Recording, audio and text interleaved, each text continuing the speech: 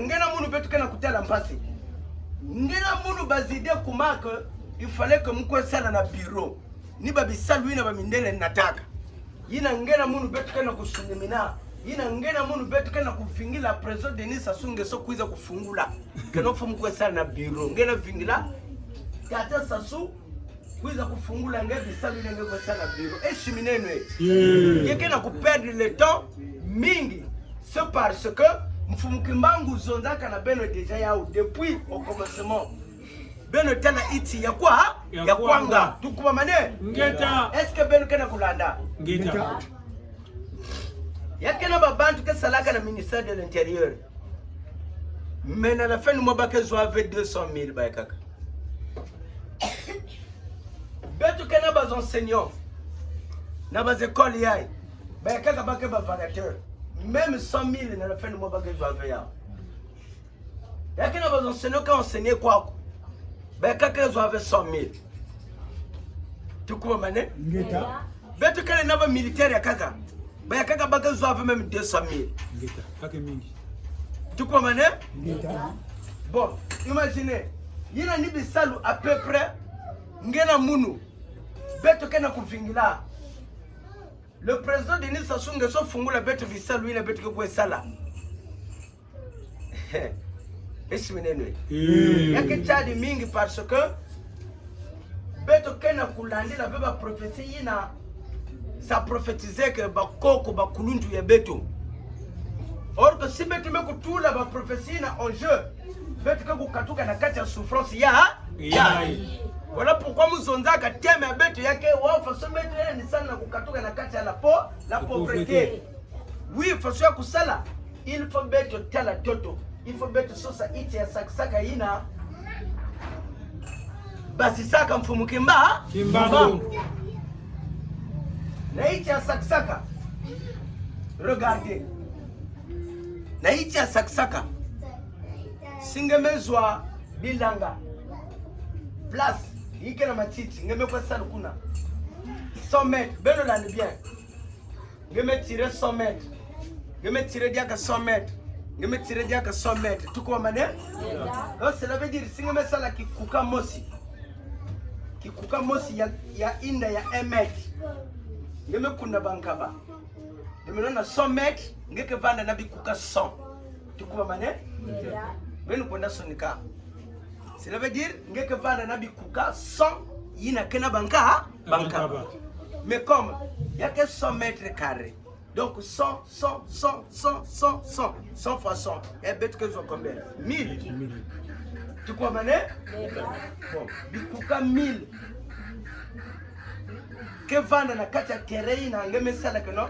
Bikuka me banda wa chikune 100 bête que regrouper bikuka 1000. De mona bikuka 1000 ina. Ngeme sala bankaba ina ame yela. Ngema se tekisa ngeme zonza muke sala fufu ve, muke sala bakwanga ve, me muke tekisa ka bankaba. Kikuka ina nge sala ya gabaria 1 mètre. Ina nge kundaka baiti ya bankaba. Ngeme zonza na babantu muna tekisa ka kikuka mosi na 200. Kikuka mosi ya 1 mètre. 200 kaka, 200. Tukuba mane? Bon, kikuka mosi na 200. Bon, ngeke na bikuka 1000 na kati ya terenge. 1000 bikuka na kati ya terenge. Iko ngeke zwa 2 millions. Kikuka mosi 200. Ngeke na bikuka 1000. Iko ngeke récolter 2 millions. Bébou la mboko. Pourquoi le matin tête bonne valinette? On dirait bien la wabe maman na zonza. Nzabo monga. Wasa. C'est-à-dire mu maison na faso ya Bien dit. C'est-à-dire singe me kukunda babi kuka ya bankaba 1000.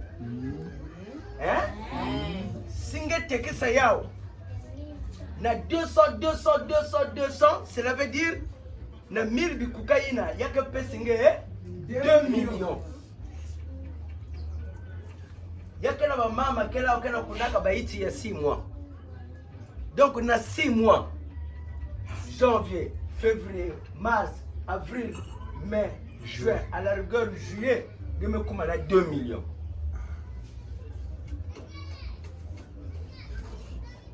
Bon, tel que en janvier. Depuis janvier, il y a eu bête quel mois. Mais juin, Il y a bête en juin. Presque juin. Presque juin. Bon, c'est maintenant. Depuis janvier, février, mars, avril, mai, il y a une juin 6 mois. Il y a une économie déjà à combien? Kaya Wese. Tu comprends mané?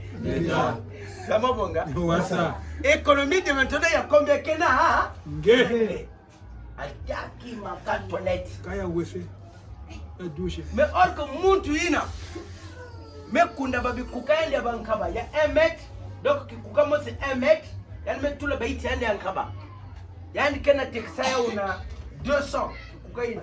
À bientôt en juillet awa. Il y a une que soit 2 millions. Mais nge kena kufingilaka président Denis Sassou Nguesso. Yani fungula ba compagnie na ba société que kwa sala pour que mbo. Ngelo ngai. Yeshiminenwe. Tentantangu beno ba peuple. Ben ke viluka ben ke zo malongi. Regardez, mutu ina kena kusumbaka kukaina. Ya 200. Na côté façon meza ba zone mosike butaka ba kwanga. Siani be chimuna yao. Mukanisa ale nguzwa kopana bankaba. Yalufuna mateleka. Yabasheleka. Mama. Yalufuna ya mateleka. Kikuka 1 mètre bakuna bankaba yame buta bia lenga chimuna. Ile nguzwa kopana ya bankaba. Yalufuna. Tukomane? Dema no muntu ina mesuma kikuka 200 ina. Yalme baka bankaba ina. Yalme tula na maza. Yalme sala ba mayaka. Ubiandi tekisa bankaba ina muna talaka ba ser kana kona tamula na bankaba na zula yitu.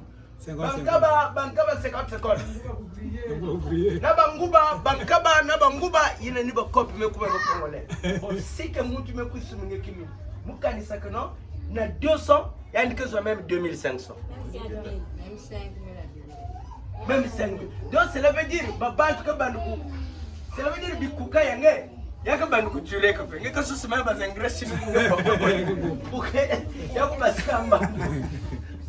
Tu comprends? Ngeta. Parce que là-bas que papa ine to mama ine ke texaga kikuka ya 1 mètre na 200. Mais non, mon kill mon bimba yaka kuiza. Cela veut dire voilà commencement ya ngena munu na kukatuka na kata bumputu mutindu mfumuke mbangu zonzelaka ya bien yina ni bankaba malongi masema nisa parce que on muzonza mu vandi longa mingi parfois 30 minutes mais c'est comme mukena kulonga malongi masema nisa betu mekuzi na dingasi